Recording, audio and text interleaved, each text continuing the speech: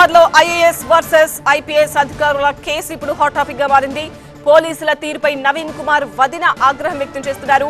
Jubilee hills పోలీసులు పక్షపాతంగా వ్యవహరిస్తున్నారంటున్నారు ఆమె. భన్వర్లాల్ మా దగ్గర డబ్బులు తీసుకుని మోసం చేశారు అంటున్నారు నవీన్ వదిన డింపుల్. దీనిపై పోలీసులకు ఫిర్యాదులు చేసినా కూడా పట్టించుకోలేదు. ఇప్పుడు బాధితులమైన మాపైనే తప్పుడు కేసులు పెట్టారు అంటున్నారు డింపుల్. ఇప్పటికే భన్వర్లాల్ ఇల్లును ఖాళీ చేశామని కూడా స్పష్టం చేస్తున్నారు డింపుల్.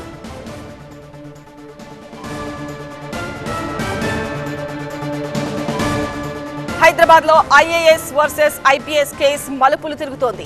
రిటైర్డ్ ఐఏఎస్ భన్వర్లాల్ ఇంటిని కబ్జా చేసేందుకు ప్రయత్నించారన్న ఆరోపణలతో ఐపీఎస్ అధికారి నవీన్ కుమార్ తో పాటు ఆయన కుమారుడిని పోలీసులు 41 సిఆర్పీసీ కింద నోటీసులు జారీ చేసి విచారణకు పిలిపించారు. తప్పుడు పత్రాలతో భన్వర్లాల్ ఇంటిని కబ్జా చేసేందుకు ప్రయత్నించారని ఐపీఎస్ నవీన్ కుమార్ పై ఆరోపణలు ఉన్నాయి. గతంలో కూడా నవీన్ ను ప్రశ్నించి నోటీసులు ఇచ్చారు సిసిఎస్ పోలీసులు.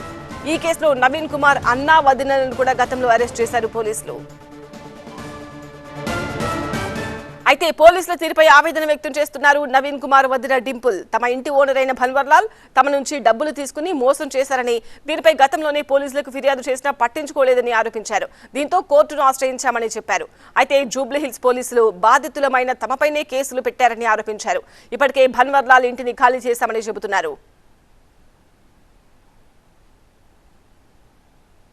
4 years నుంచి మా వారు కంప్లైంట్, మా వారు కేసు పెట్టారు.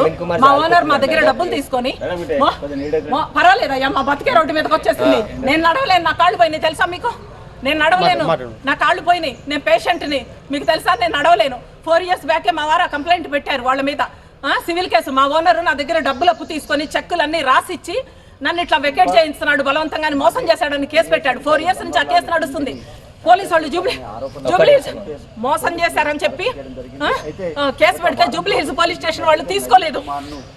తీసుకోపోతే ఆయన మా వారు కోర్టు త్రూ కంప్లైంట్కి వెళ్ళారు. నేను మీకు అన్ని ప్రూఫ్స్ తో సహా ఇస్తాను.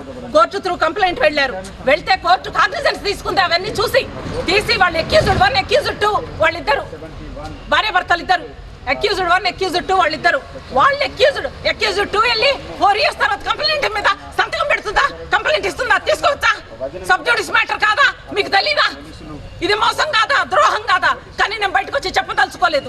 ఎందుకంటే మేము కాంప్రమైజ్ అవ్వాలనుకున్నాం. లోపల మాతో కాంప్రమైజ్ అని చెప్పారు. అందుకని కాంప్రమైజ్ అవ్వాలనుకున్నా. మేము బయటకు రాలేదు. 6 days అయింది నేను వచ్చి, కానీ ఇంటికి రాలేదు. హోటల్లో ఉంటున్నా. తెలుసా మీకు ఆ సంగతి? హోటల్ మృగవనిలో ఉంటున్నాను నేను 6 days నుంచి.